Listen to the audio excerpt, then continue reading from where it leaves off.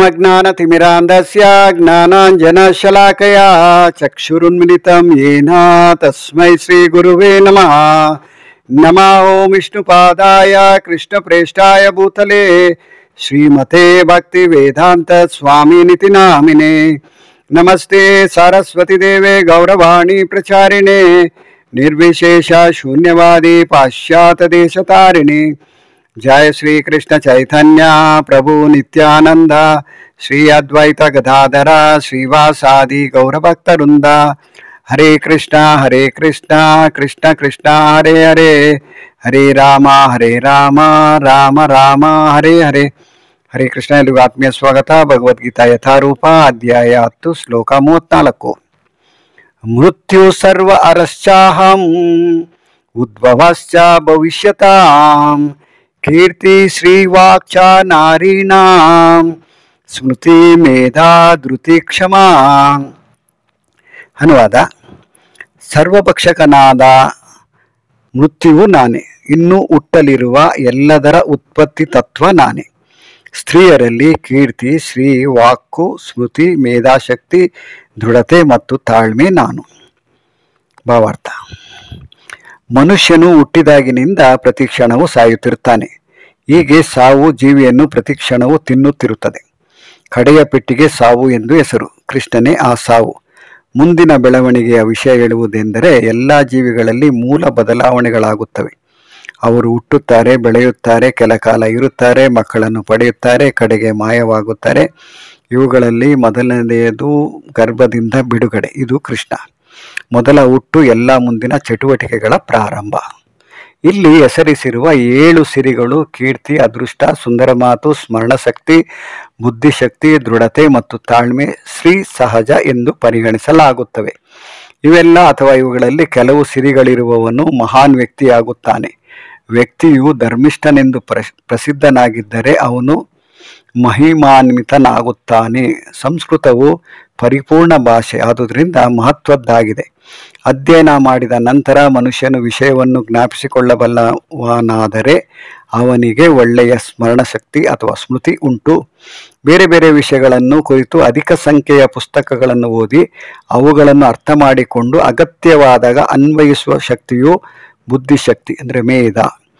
ಅಸ್ಥಿರತೆಯನ್ನು ನಿವಾರಿಸಿಕೊಳ್ಳುವ ಶಕ್ತಿಯು ದೃಢತೆ ಅಥವಾ ಧೃತಿ. ಸಂಪೂರ್ಣವಾಗಿ ಅರ್ಹನಾದರೂ ನಮ್ರನಾಗಿ ಮೃದು ಸ್ವಭಾವದವನಾಗಿದ್ದು ದುಃಖದಲ್ಲಿಯೂ ಹರ್ಷೋನ್ಮಾದದಲ್ಲಿಯೂ ಸಮಚಿತ್ತನಾಗಿರುವವನಿಗೆ ತಾಳ್ಮೆಯ ಸಿರಿಯುಂಟು. ಹರೇ ಕೃಷ್ಣ. ಇಲ್ಲಿಗೆ ಭಾವಾರ್ಥ ಮುಕ್ತಾಯ ಆಗುತ್ತೆ. ಈ ಶ್ಲೋಕದಲ್ಲಿ ಮುಖ್ಯವಾಗಿ ಸರ್ವಭಕ್ಷಕನಾದ ಮೃತ್ಯು ನಾನು ಅಂತ ಇಲ್ಲಿ ಭಗವಂತ ಹೇಳ್ತಾ ಇದ್ದಾನೆ. ಅಂದರೆ ನಾವು ಏನು ಯಾವಾಗ ನಮಗೆ ಜನ್ಮ ಸಿಗತ್ತೆ ಅಂದರೆ ಹುಟ್ತೀವಿ ನಾವು, ಅದಾದ ನಂತರ ಪ್ರತಿ ಕ್ಷಣ ನಾವು ಸಾಯ್ತಾನೆ ಇರ್ತೀವಿ. ಅಂದರೆ ಅವು ಓಲ್ಡ್ ಆರ್ ಯು ಅಂತ ಪ್ರಶ್ನೆ ಮಾಡ್ತಾರೆ. ಎಷ್ಟು ವರ್ಷ ಆಯಿತು, ಮಗುಗೆ ಎಷ್ಟು ವರ್ಷ, ಎಷ್ಟು ತಿಂಗಳು, ನಡೀತಾ ಇದೆಯಾ, ಮಾತಾಡ್ತಾ ಇದೆಯಾ ಅಂತ ಕೇಳ್ತಾ ಜನ ಯಾವ ರೀತಿ ಪ್ರಶ್ನೆ ಮಾಡ್ತಾರೆ ಅಂದರೆ ಮಗು ಜನನ ಆಗಿದ ತಕ್ಷಣದಿಂದ ಆ ಮಗು ಸಾಯೋದಕ್ಕೆ ಪ್ರಾರಂಭ ಆಗತ್ತಂತೆ. ಅದು ಇಲ್ಲಿ ಭಾವಾರ್ಥದಲ್ಲಿ ಪ್ರಭುಪಾದ ಹೇಳ್ತಾರೆ. ಪ್ರತಿ ಕ್ಷಣವೂ ಸಾಯುತ್ತಿರುತ್ತಾನೆ. ಹೀಗೆ ಸಾವು ಜೀವಿಯನ್ನು ಪ್ರತಿ ಕ್ಷಣವೂ ತಿನ್ನುತ್ತಿರುತ್ತದೆ. ಕಡೆಯ ಪೆಟ್ಟಿಗೆ ಸಾವು ಎಂದು ಹೆಸರು. ಇದರಲ್ಲಿ ಆಶ್ಚರ್ಯ ಪಡ್ತಕ್ಕಂಥ ವಿಷಯ ಏನೂ ಇಲ್ಲ. ಪ್ರತಿಯೊಬ್ಬರಿಗೂ ಅನುಭವ ಆಗಿರುತ್ತೆ. ನಾನು ಬಾಲಕನಾಗಿದ್ದಾಗ ಈ ಥರ ಇದ್ದೆ, ನಾನು ಶಿಶುವಾಗಿದ್ದಾಗ ಈ ಥರ ಇದ್ದೆ, ನಾನು ಪ್ರೈಮರಿ ಸ್ಕೂಲಲ್ಲಿ ಓದ್ತಾ ಇರಬೇಕಾದ್ರೆ ಈ ಥರ ಇತ್ತು ನನ್ನ ಚಿತ್ರ ಅಂದರೆ ನನ್ನ ಮುಖ. ನಂತರ ಹೈಸ್ಕೂಲಲ್ಲಿ ಈ ಥರ ಇದೆ, ನಾನು ಕಾಲೇಜಲ್ಲಿ ಪ್ರೆಸಿಡೆಂಟ್ ಆಗಿದ್ದೆ, ಯೂನಿಯನ್ ಲೀಡರ್ ಆಗಿದೆ, ನಂತರ ನನ್ನ ಜಾಬು, ನನ್ನ ಮದುವೆ, ನನ್ನ ಮಕ್ಕಳು, ಈ ರೀತಿ ಎಲ್ಲ ಅವರ ಫೋಟೋಗಳನ್ನು, ಅವರ ಆಲ್ಬಮನ್ನು ನೋಡ್ತಾ ಇದ್ದಾಗ ಎಷ್ಟೊಂದು ಬದಲಾವಣೆ ಆಗಿರುತ್ತೆ. ಆದರೆ ವ್ಯಕ್ತಿ ಮಾತ್ರ ಆತನೇ ಮಾತಾಡ್ತಾ ಇರ್ತಾನೆ. ಬಾಲ್ಯದಲ್ಲಿ ನಾನು ಈ ಥರ ಇದ್ದೆ, ಯೌವನದಲ್ಲಿ ಈ ಥರ ಇದ್ದೆ, ನಂತರ ವೃದ್ಧಾಪ ಅಂದರೆ ಈ ವಯಸ್ಸಾಗಿದೆ ಈ ಥರ ಇದ್ದೀನಿ. ಅದನ್ನು ನಮಗೆ 2ನೇ ಅಧ್ಯಾಯದಲ್ಲಿ ಭಗವಂತ ಹೇಳ್ಬಿಟ್ಟ, ದೇಹಿನೋ ಅಸ್ಮಿನ್ ಯಥಾ ದೇಹೆ ಅಂತ.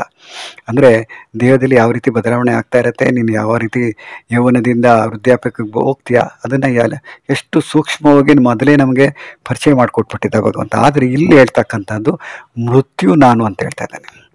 ಅಂದರೆ ಯಾರಾದರೂ ಭಗವಂತನ ನೋಡಿದ್ದೀರಾ ಅಂತ ಕೇಳಿದ್ರೆ ಆಕಸ್ಮಿಕವಾಗಿ ಅವರೇನಾದರೂ ನಾಸ್ತಿಕರಾಗಿದ್ದರೆ, ಅವ್ರಿಗೆ ದೇವರಲ್ಲಿ ನಂಬಿಕೆ ಇಲ್ಲ ಅಂದರೆ ಸಾವಿನ ಸಮಯದಲ್ಲಿ ಮೃತ್ಯುವನ್ನು ಅಂದರೆ ಭಗವಂತನನ್ನು ಅವರು ಸಂದರ್ಶನ ಮಾಡ್ಬೋದು.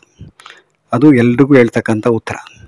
ನೀನು ನನ್ನನ್ನು ನೋಡೋದಕ್ಕೆ ಬರಲಿಲ್ಲ, ದೇವಸ್ಥಾನಕ್ಕೆ ಬರಲಿಲ್ಲ, ದೇವರ ನಾಮನ ಕೇಳಲಿಲ್ಲ, ಅಥವಾ ದೇವರ ಪ್ರಸಾದ ಕೂಡ ತಗೊಳ್ಳಿಲ್ಲ, ನಿನಗೆ ದೇವರ ಮೇಲೆ ನಂಬಿಕೆ ಇರಲಿಲ್ಲ. ಆದರೆ ನಾನೇ ನಿನಗೆ ದರ್ಶನ ಕೊಡ್ತೀನಿ, ಯಾವಾಗ? ಮೃತ್ಯುವಿನ ಸಮಯದಲ್ಲಿ. ಆ ಮೃತ್ಯು ನಾನೇ ಅಂತ ಇಲ್ಲಿ ಕೃಷ್ಣ ವರ್ಣನೆ ಮಾಡ್ಕೊಳ್ತಾ ಇದ್ದಾನೆ. ನಂತರ ಎಲ್ಲದರ ಉತ್ಪತ್ತಿ ತತ್ವ ನಾನೇ ಅಂತ ಹೇಳ್ತಾ ಇದ್ದಾನೆ. ಪ್ರತಿಯೊಂದಕ್ಕೂ ಕಾರಣ ಭಗವಂತನೇ ಅಂತ ನಾವು ಬ್ರಹ್ಮ ಸಂಹಿತೆಯಲ್ಲಿ ಸಾಕಷ್ಟು ಬಾರಿ ಹೇಳಿದ್ದೀವಿ. ಸರ್ವ ಕಾರಣ ಅಂತ. ಅದು ಹುಟ್ಟಿರ್ಬೋದು, ಅಥವಾ ಉತ್ಪತ್ತಿ ಇರ್ಬೋದು, ಅಥವಾ ಸಾವಿರ್ಬೋದು, ಪ್ರತಿಯೊಂದಕ್ಕೂ ಭಗವಂತನೇ ಕಾರಣ ಅಂತ ನಾವು ತಿಳ್ಕೊಂಡಿದ್ದೀವಿ. ಅದರಲ್ಲೂ ಮುಖ್ಯವಾಗಿ ಬ್ರಹ್ಮನೇ ಹೇಳಿದ್ದಾನೆ. ಅದು ಆ ಬ್ರಹ್ಮನಿಂದ ಸ್ತುತಿಯಾಗಿರ್ತಕ್ಕಂಥ ಬ್ರಹ್ಮ ಸಂಹಿತೆಯಿಂದ ನಾವು ಕೇಳಿದ್ದೀವಿ. ನಂತರ ಸ್ತ್ರೀಯರಲ್ಲಿರ್ತಕ್ಕಂಥ 7 ಒಳ್ಳೆಯ ಗುಣಗಳು ಅಥವಾ ಸಿರಿಗಳು ಅಂತ ಕೂಡ ಹೇಳಿದ್ದಾರೆ ಇಲ್ಲಿ ಪ್ರಭುಪಾದರು ಭಾವಾರ್ಥದಲ್ಲಿ.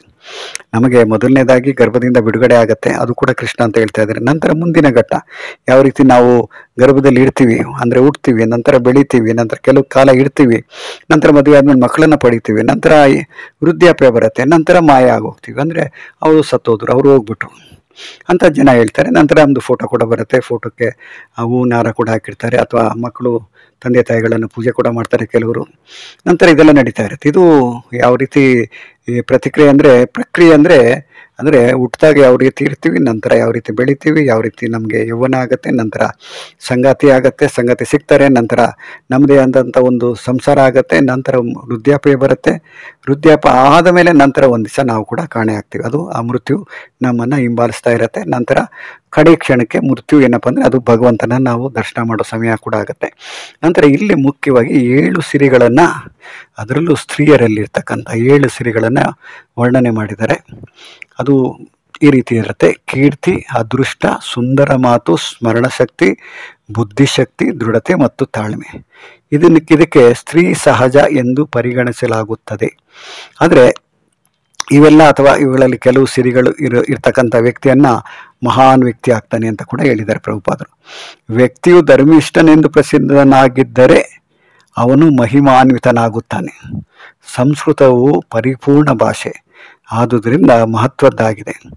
ಅಧ್ಯಯನ ಮಾಡಿದ ನಂತರ ಮನುಷ್ಯನು ವಿಷಯವನ್ನು ಜ್ಞಾಪಿಸಿಕೊಳ್ಳಬಲ್ಲವನಾದರೆ, ಅಂದರೆ ಯಾರು ಏನಾದರೂ ವಿಷಯ ಹೇಳಿದ್ದನ್ನು ಅಥವಾ ತಾನು ಕಲಿತ ಶಾಲೆಯಲ್ಲಿ ಏನನ್ನ ಕಲ್ತಿದ್ದು, ನಂತರ ಶಾಲೆಯ ಮುಖ್ಯ ಉಪಾಧ್ಯಾಯರು ಯಾರು, ಅವ್ರ ಬಗ್ಗೆ ಎಲ್ಲ ಜ್ಞಾಪಕ ಯಾರು ಇಟ್ಕೊಂಡಿದ್ರೆ ಅದನ್ನು ನೋಡಿದ ತಕ್ಷಣ ನಾವು ಏನಪ್ಪ ಮಾಡ್ತೀವಿ ಅಂದರೆ, ನಿನ್ನ ಮೆಮೊರಿ ಪವರು ತುಂಬ ಶಾರ್ಪಪ್ಪ, ತುಂಬ ವಿಷಯಗಳನ್ನು ನೀವು ಜ್ಞಾಪಕ ಇಟ್ಕೊಂಡಿರ್ತೀಯ ಅಂತ ಹೇಳೋದು ಯಾರಿಗೆ ಅಂದರೆ, ಯಾರಲ್ಲಿ ಆ ಸ್ಮರಣ ಶಕ್ತಿ ಜಾಸ್ತಿ ಇರುತ್ತೆ ಅಂಥವ್ರನ್ನು ನಾವು ವರ್ಣನೆ ಮಾಡ್ತೀವಿ, ಅಥವಾ ಅಂಥವ್ರಿಗೆ ನಾವು ಯಾವ ರೀತಿ ಅಪ್ರಿಷಿಯೇಷನ್ ಮಾಡ್ತೀವಿ ಅನ್ನೋದನ್ನು ಇಲ್ಲಿ ಹೇಳ್ತಾ ಇದ್ದಾರೆ.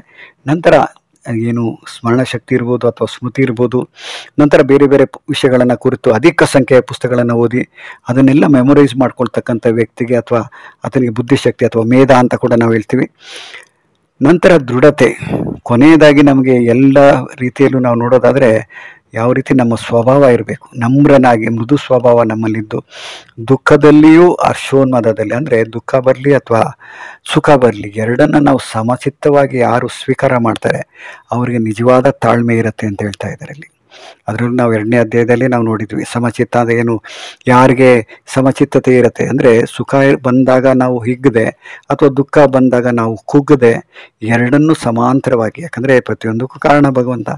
ನನಗಿವತ್ತು ಐಶ್ವರ್ಯ ಕೊಟ್ಟಿದ್ದ, ಅದನ್ನು ಕಳ್ಕೊಂಡೆ ಅಥವಾ ಅದನ್ನು ಭಗವಂತ ಕಿತ್ಕೊಂಡ, ಇದರಲ್ಲಿ ನಂದೇನು ದೋಷ ಇಲ್ಲ, ಕೊಟ್ಟಿದ್ದು ಅವನೇ, ತೊಗೊಂಡಿದ್ದು ಅವನೇ. ಆದರೆ ಇಲ್ಲಿ ನಾನು ನೆಪ ಮಾತ್ರ. ಏನು ಭಗವಂತ ನನ್ನನ್ನು ಯಾವ ರೀತಿ ಆಟ ಆಡಿಸ್ತಾ ಇದ್ದಾನೆ, ಆ ಆಟದಲ್ಲಿ ನಾನು ಭಾಗವಹಿಸ್ತಾ ಇದ್ದೀನಿ ಹೊರತು ನನ್ನಿಷ್ಟಕ್ಕೆ ನನ್ನ ಕೈಲಿ ಏನೂ ಮಾಡೋಕ್ಕಾಗೋದಿಲ್ಲ. ಯಾಕಂದರೆ ಸೂತ್ರಧಾರ ಅವನು. ಆದ್ದರಿಂದ ಭಗವಂತ ಏನೇ ಮಾಡಿದ್ರು ನಮ್ಮ ಒಳ್ಳೇದಕ್ಕೆ ಅಂತ ಯಾರು ಅರ್ಥ ಮಾಡ್ಕೊಳ್ತಾರೆ ಅವರು ನಿಜವಾಗ್ಲೂ ಶಾಂತವಾಗಿ ತಾಳ್ಮೆಯಿಂದ ಇರ್ತಾರೆ. ಅದನ್ನು ಬಿಟ್ಟು ಭಗವಂತ ನಮ್ಮಿಂದ ಏನೋ ಕಿತ್ಕೊಂಡ ಅಥವಾ ನನಗೇನೋ ದುಃಖ ಆಯಿತು, ನಮ್ಮ ಸಂಬಂಧಿಕರ ಸಾವನ್ನು ನಾವು ನೋಡಿದಾಗ ನಮಗೆಷ್ಟು ದುಃಖದಲ್ಲಿ ನಾವು ಮುಳುಗೋಗ್ತೀವಿ, ಅದಕ್ಕೆಲ್ಲ ಭಗವಂತನೇ ಹೊಣೆ ಅಂತ ನಾವು ಮಾಡೋದು ಭಾಳ ತಪ್ಪಾಗತ್ತೆ. ಆದರೆ ಪ್ರತಿಯೊಂದಕ್ಕೂ ಯಾವ ರೀತಿ ತಾಳ್ಮೆಯನ್ನು ವಹಿಸಬೇಕು ಅನ್ನೋದು ಬಹಳ ಮುಖ್ಯ. ಅದರಲ್ಲೂ ಭಾವಾರ್ಥದಲ್ಲಿ ಪ್ರಭುಪಾದರು ಕೊನೆಯ ಸಾಲಿನಲ್ಲಿ ದುಃಖದಲ್ಲಿಯೂ ಹರ್ಷೋನ್ಮಾದದಲ್ಲಿಯೂ ಸಮಚಿತ್ತನಾಗಿ ಇರುವವನಿಗೆ ತಾಳ್ಮೆಯ ಸಿರಿ ಉಂಟು ಅಂತ ಹೇಳ್ತಾ ಇದ್ದಾರೆ. ನಾವು ಕೂಡ ಈ ಗುಣಗಳನ್ನು ನಾವು ಬೆಳೆಸ್ಕೋಬೇಕು. ನಮ್ಮಲ್ಲಿ ಬೇರೆ ಬೇರೆ ಥರ ಗುಣಗಳಿರುತ್ತೆ. ಕ್ರೋಧ ಇರುತ್ತೆ, ಅಥವಾ ಏನು ಜನಗಳಿಗೆ ಇತ್ತೀಚಿನ ದಿನಗಳಿಗೆ ಸಣ್ಣ ಸಣ್ಣ ವಿಷಯಕ್ಕೆ ಜಗಳ ಮಾಡೋದಕ್ಕೆ ಶುರು ಮಾಡಿಬಿಡ್ತಾರೆ. ತಾಳ್ಮೆ ಅನ್ನೋದೇ ಹೊಟ್ಟೋಗಿದೆ. ಆ ಕಾರಣಕ್ಕೆ ನಾವು ಇಲ್ಲಿರ್ತಕ್ಕಂಥ 7 ಸಿರಿಗಳನ್ನು ಏನು ವರ್ಣನೆ ಮಾಡಿದ್ದಾನೆ ಭಗವಂತ, ಈ 7 ಸಿರಿಗಳು ಸಾಮಾನ್ಯವಾಗಿ ಸ್ತ್ರೀಯರಲ್ಲಿ ಇರುತ್ತೆ ಅಂತ ಹೇಳಿದ್ದಾರೆ. ನಂತರ ಅದು ಪುರುಷರಲ್ಲಿ ಕೂಡ ಅದು ವ್ಯಕ್ತವಾಗತ್ತೆ. ಆದರೆ ಅದನ್ನು ನಾವು ರೂಢಿ ಮಾಡ್ಕೋಬೇಕು, ಅದನ್ನು ನಾವು ಅಭ್ಯಾಸ ಮಾಡ್ಕೋಬೇಕು, ಅಥವಾ ನಮ್ಮಲ್ಲಿ ಆ ಗುಣಗಳು ಬರೋ ಥರ ನಾವು ನಡ್ಕೋಬೇಕಾಗತ್ತೆ. ನಮ್ಮ ಸ್ವಭಾವವನ್ನು ನಾವು ಬದಲಾವಣೆ ಮಾಡ್ಕೋಬೇಕಾಗತ್ತೆ. ಆಗ ನಮಗೂ ಒಂದು ರೀತಿಯಲ್ಲಿ ಒಂದು ಒಳ್ಳೆಯ ರೀತಿಯಲ್ಲಿ ಜನ ನಮ್ಮನ್ನು ಆಧಾರ ಮಾಡ್ತಾರೆ. ಅಂದರೆ ಸಂತೋಷವಾಗಿ ನಾವು ಕೂಡ ಬೇರೆಯವ್ರ ಜೊತೆಲಿ ಬೆರಿಬೋದು, ಅಥವಾ ಬೇರೆಯವರಿಂದ ನಾವು ಏನೆಲ್ಲ ವಿಷಯಗಳನ್ನು ನಾವು ಚರ್ಚೆ ಮಾಡ್ಬೋದು. ಅದರಿಂದ ಮುಖ್ಯವಾಗಿ ನಮಗೆ ನಮ್ರರಾಗಿ ಮೃದು ಸ್ವಭಾವದಾಗಿ ಇದ್ದು ನಂತರ ತಾಳ್ಮೆಯನ್ನು ನಾವು ಕಂಡುಕೊಂಡಾಗ ಆಗ ನಿಜವಾಗಲೂ ಒಂದು ಉತ್ತಮ ಪ್ರಜೆಯಾಗಿ ನಾವು ಈ ಲೋಕದಲ್ಲಿ ಇದ್ಕೊಂಡು ನಂತರ ಕೃಷ್ಣ ಪ್ರಜ್ಞೆಯನ್ನು ಪಡೆಯೋದಕ್ಕೆ ಭಾಳ ಸುಲಭವಾಗತ್ತೆ ಅಂತ ಹೇಳ್ತಾ ಈ ಶ್ಲೋಕಕ್ಕೆ ನಾನು ಇಲ್ಲಿಗೆ ವಿರಾಮ ಕೊಡ್ತಾ ಇದ್ದೀನಿ. ಹರೇ ಕೃಷ್ಣ.